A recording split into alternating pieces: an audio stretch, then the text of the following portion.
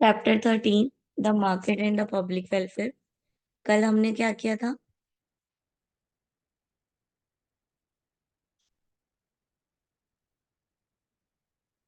कल हमने public welfare पढ़ा था। अब पब्लिक वेलफेयर वेलफेयर के साथ हमारी मार्केट कैसे रिएक्ट करती है, हम वो पढ़ेंगे। हाँ जी, the concept of market state refers to a model of governance where the primary source is on market mechanism and private enterprises to address social social need and provide goods and services. ठीक है, market क्या है? वो place है, ठीक है, जो कि पब्लिक और प्राइवेट एंटरप्राइजेस के द्वारा चलाई जा रही है ताकि जो सोशल नीड्स हैं लोगों की वो फुलफिल की जा सके। ठीक है, किसके थ्रू? गुड्स और सर्विसेज के थ्रू। ठीक है, उनको गुड्स और सर्विसेज देकर उनकी सोशल नीड को फुलफिल किया जा सके बाय द गवर्नमेंट और प्राइवेट एंटरप्राइजेस। ठीक है, मार्केट के काइंड्स, मोनोपोली मार्केट भी हो सकती है, मार्केट मिक्स भी हो सकती है। ठीक है, अलग अलग तरह की मार्केट हो सकती है। मोनोपोली मार्केट कौन सी होती है? जहां पे क्या होता है, एक ही सेलर होता है और बहुत सारे बायर होते हैं। एग्जाम्पल दो ऐसी कोई मार्केट या ऐसी कोई प्रोडक्ट जिसपे एक ही सेलर है और लेने वाले बहुत सारे लोग हैं, बेचने वाला सिर्फ एक ही है।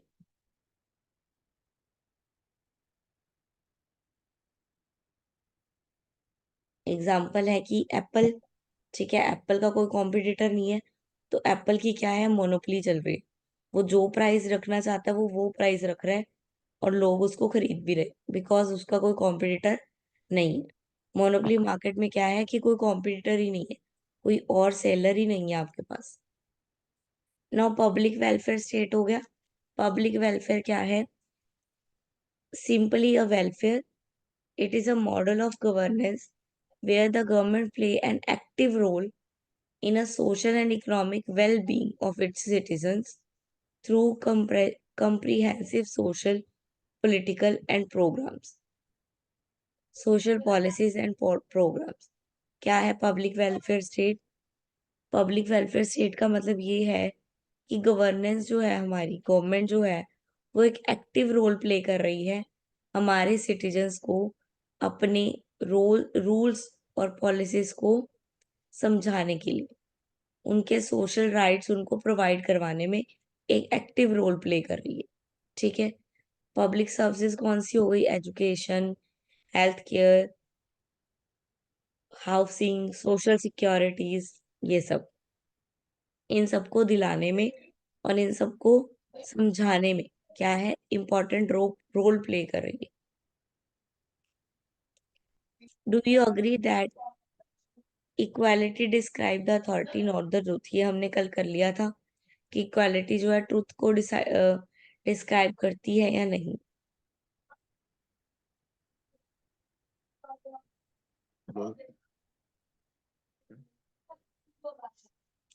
Now chapter 14 the public interest and democracy. Public का इंटरेस्ट और डेमोक्रेसी के बारे में बताना है। तो पब्लिक इंटरेस्ट से आप क्या समझते ओके हो? मैम। हाँ जी। हम क्या समझते हैं?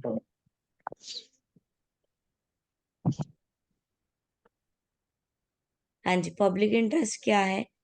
पब्लिक इंटरेस्ट यानी कि पब्लिक जो है वो हमारे रूल्स, पॉलिसीज और जो भी वेलफेयर स्कीम्स, प्रोग्राम या जो भी गवर्नमेंट निकालती है उनकी प्रायोरिटी के लिए, उनके बेनिफिट के लिए, उन सब की तरफ पब्लिक का क्या रोल है, पब्लिक का क्या इंटरेक्शन है, पब्लिक उस चीजों को कैसे लेती है, कैसे अडॉप्ट करती है, उसको हम बोलेंगे पब्लिक इंटरेस्ट। अच्छा।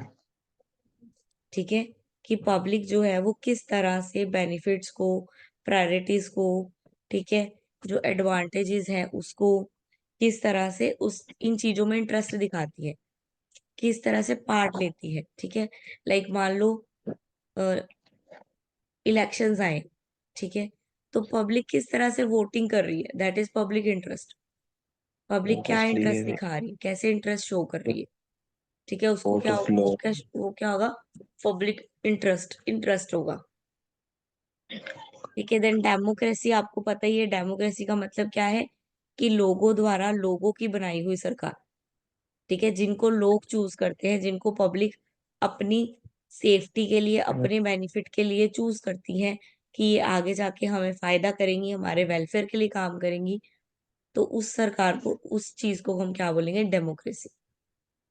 नाउ पब्लिक इंटरेस्ट में क्या क्या इंक्लूड है? फर्स्ट आ गया common goods. Common general good यानी वेल्थ, कि, हाँ जी, public interest.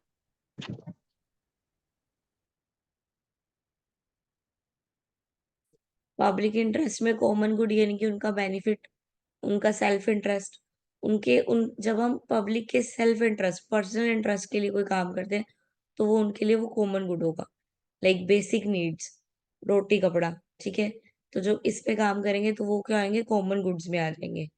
Then general welfare, general welfare कुछ भी, हेल्थ के लिए जर्नल हो गया, ठीक है, एजुकेशन के लिए जर्नल हो गया। देन डेमोक्रेटिक यानी कि ट्रांसपेरेंसी रखना, ठीक है, इक्वालिटी देना, जस्टिफिकेशन, जस्टिस देना।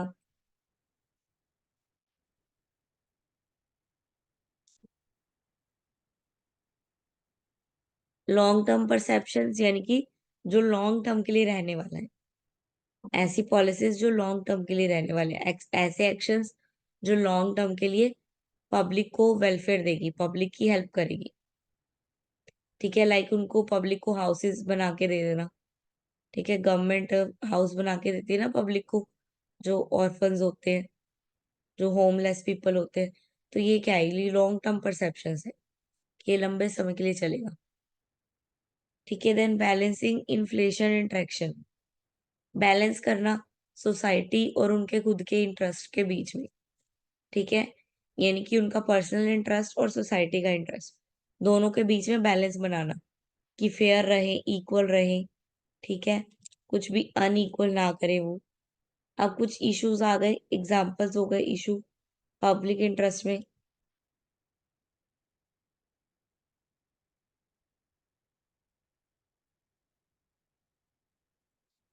Ensuring access to affordable health care for all citizens। ठीक है, अफोर्डेबल हेल्थ इंश्योर करवाना, एजुकेशन में इन्वेस्ट करना, पोटेंशियल के इन्वायरमेंट और नेचुरल रिसोर्स को सेव करना, फ्यूचर के लिए प्रोटेक्ट करना। ठीक है, रेगुलेशंस बनाना, सोशल जस्टिस को प्रमोट करना,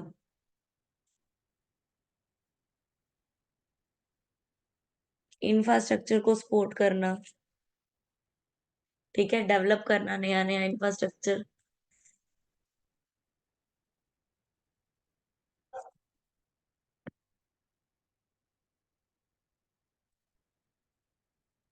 देन आ गया प्लूरलिस्टिक थ्योरी ऑफ डेमोक्रेसी। हाँ जी, प्लूरलिस्टिक थ्योरी क्या था?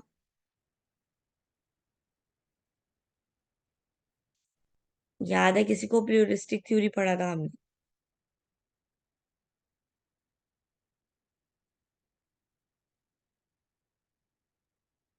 एनीवन?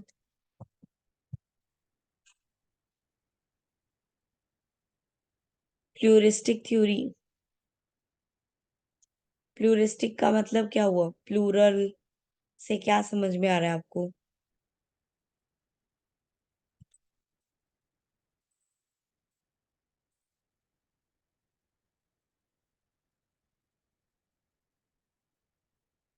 हाँ जी, pluralistic theory. Ma'am प्लेयरिस्ट theory ma'am एक सिस्टम है मैम ਜਿਹੜਾ ਸੋਸਾਇਟੀ ਦੇ ਵਿੱਚ ਮੈਮ ਕੰਪੀਟੀਸ਼ਨ ਅਤੇ ਰਿਪਰੈਜ਼ੈਂਟ ਕਰਦਾ ਇੰਟਰਸਟ ਗਰੁੱਪ ਨੂੰ। ठीक है, मतलब क्या हुआ इसका?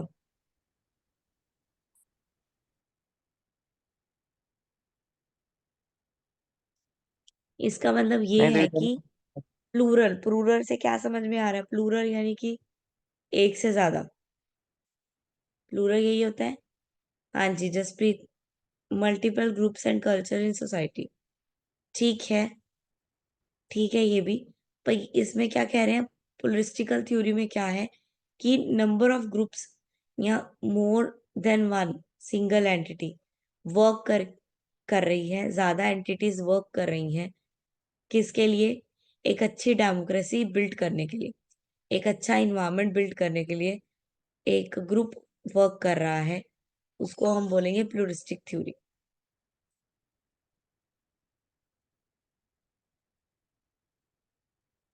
ठीक है। Existence of multiple centre of power. ठीक है, पावर क्या है, एक के हाथ में ना देकर थोड़ी थोड़ी पावर सभी को देकर क्या करना, बिल्ड करना, इन्वायरमेंट बिल्ड करना, अच्छा और सेफ इन्वायरमेंट बिल्ड करना। ठीक है, अब गवर्नमेंट है, गवर्नमेंट की सारी पावर एक पर्सन के हाथ में नहीं है।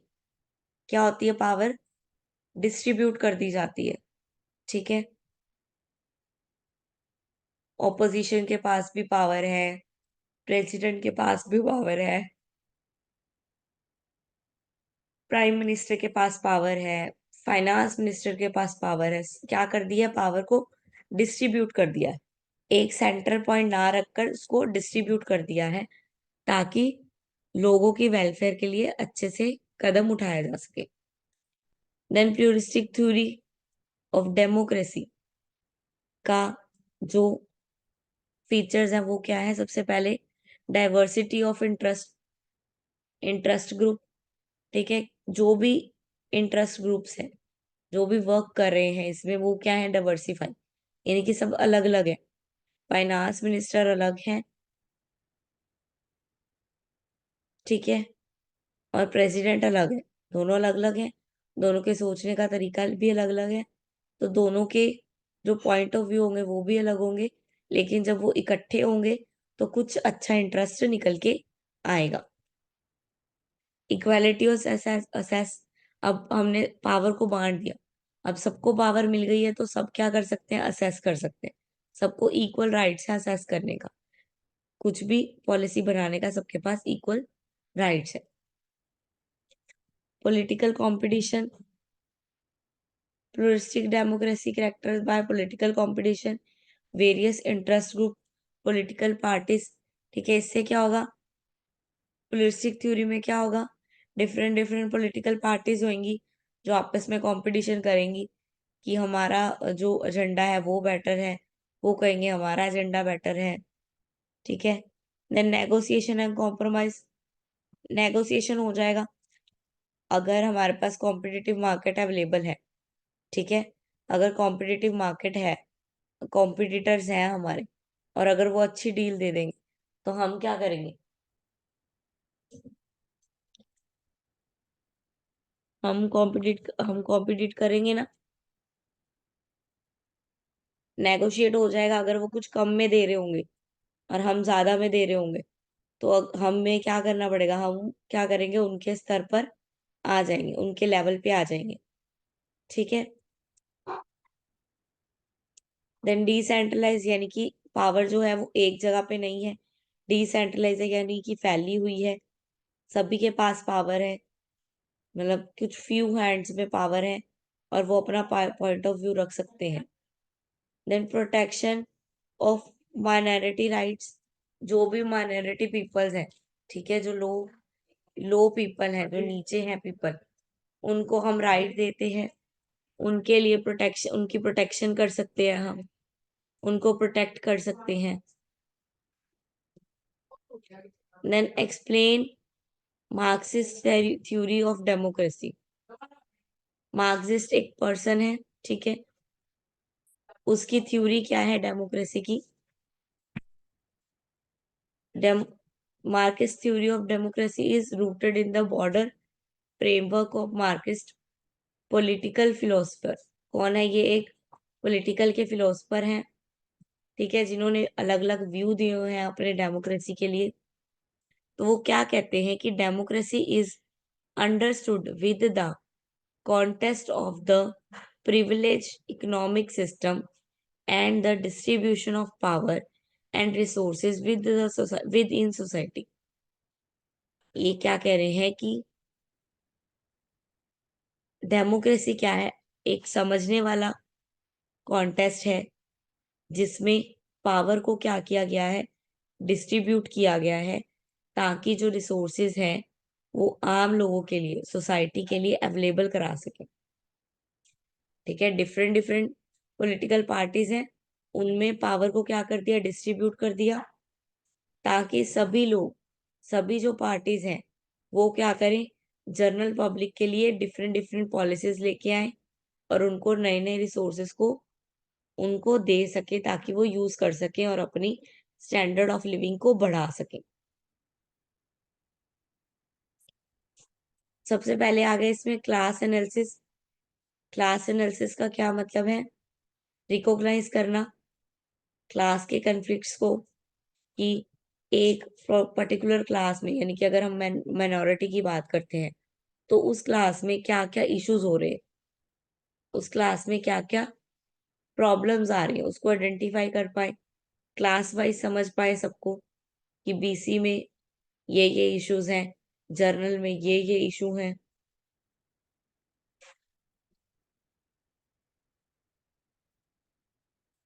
देन बायोलॉजिस्ट डेमोक्रेसी, इसमें क्या है, limited and flawed due to its basis within the capitalist theory, while liberal democracy may provide formal political rights and freedom, they are received as maintaining the democracy dominance of the capital class and pre-requesting inequality through mechanisms such as private property rights, economic exploitation, and unequal access to political influences. ये क्या कह रहे हैं, कभी कभी कह रहे हैं कि राइट्स का गलत इस्तेमाल भी हो जाता है, ठीक है, वो अपने वेलफेयर के लिए, अपने बेनिफिट्स के लिए राइट को यूज कर रहे हैं, तो हमें उनको रोकना भी होगा, ठीक है, अनइक्वल जो भी हो रहा है उसको रोकने की कोशिश भी करनी है। देन डिक्टेटरशिप, डिक्टेटरशिप क्या होती है, एक ही पर्सन अपना राज चला रहा है, एक ही पर्सन जो बोल रहा है वही सारा काम हो रहा है, सब कुछ उसके अकॉर्डिंग ही हो रहा है, तो उसको बोलेंगे डिक्टेटरशिप, वो होगा डिक्टेटर वो पर्सन, ठीक है, जो वो लिख रहा है, जो वो बोल रहा है, सब वैसे का वैसे चल रहा है, वैसे का वैसे हो रहा है, तो ये हो गया dictatorship.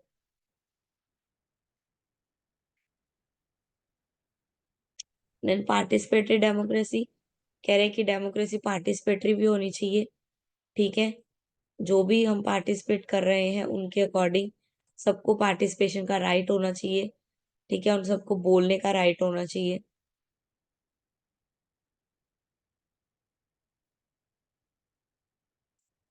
क्रिटिकी of formal democracy, formal democracy में क्या होगा, जो पर्सन के खुद के पर्सनल इश्यूज हैं या पर्सनल कल्चर है, वो उसको खुल के प्रेजेंट नहीं कर पाएगा, because of formalities, formal culture, because of.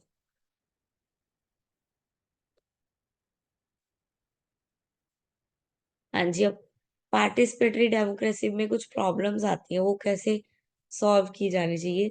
पार्टिसिपेसी model क्या है, कि participation of citizen in decision making process, for example voting right, voting करना, इलेक्शन करना, इसमें ये कौन सी डेमोक्रेसी है, ये पार्टिसिपेटिव डेमोक्रेसी है, कि आप वोट की जनरल पब्लिक वोट देगी। तो इसमें कुछ प्रॉब्लम कौन सी आ जाती है, टाइम और रिसोर्सेज की प्रॉब्लम आ जाती है, इतनी सारी पब्लिक है, सारी पब्लिक को एक ही बार में रिसोर्सेज दे पाना, टाइम दे पाना थोड़ा मुश्किल है। देन रिप्रेजेंटेटिव एंड बायर्स, कभी कभी जो रिप्रेजेंटर्स हैं वो बायर्स हो जाते हैं अपने रिप्रेजेंटेटिव्स को लेके, ठीक है, वो उनके साथ थोड़ा बायर्स बिहेव कर देते हैं। Then capture by special interest, अब जिनको इंटरेस्ट होगा वही जाते हैं वोट देने, है ना, कुछ लोग ऐसे भी हैं जिनके पास वोटर कार्ड भी है, वोट भी है, सब कुछ अवेलेबल है, लेकिन फिर भी वोट देने नहीं जाता, तो हमारे अंदर इंटरेस्ट भी होना चाहिए।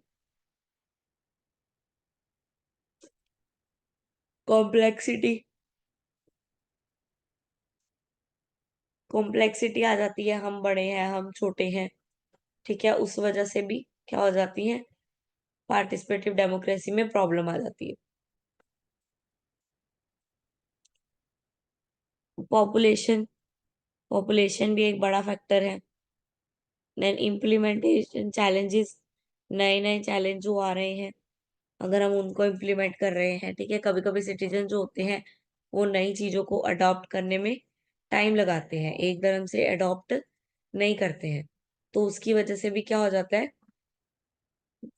प्रॉब्लम्स क्रिएट हो जाती हैं।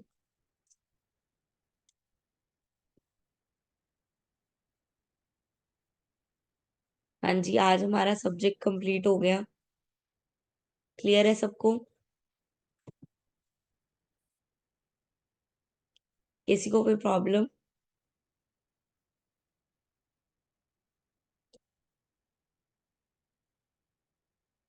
किसी को कोई प्रॉब्लम होती है तो वो आप अपनी प्रॉब्लम दे दिया करो। कल से मैं आपको असाइनमेंट भेजा करूंगी, आपने वो असाइनमेंट करनी है। फिर नेक्स्ट डे हम वो असाइनमेंट को रिवाइज करेंगे, ठीक है। मैं जब आपको असाइनमेंट दूंगी, फिर उसमें से जो मुझे सबसे बेस्ट असाइनमेंट लगेगी, जिसने भी लिखी होगी, ठीक है, जो भी आप मुझे भेजोगे, उसमें से जो मुझे सबसे बेस्ट लगेगी रिटर्न, वो मैं आपको ऐसे ही वीडियो ऑडियो के थ्रू, जैसे हम कर रहे हैं अभी क्लास के थ्रू, जूम सेशन के थ्रू, हम फिर उसके पूरे नोट्स को रीड करेंगे और आपको थोड़ी और क्लैरिटी होगी। क्लियर है? कल अब आपको असाइनमेंट आएगी, परसों फिर उस असाइनमेंट के थ्रू क्लास होगी। तो इसलिए सबने असाइनमेंट, आप असाइनमेंट मुझे मेरे पर्सनल नंबर पे सेंड करोगे,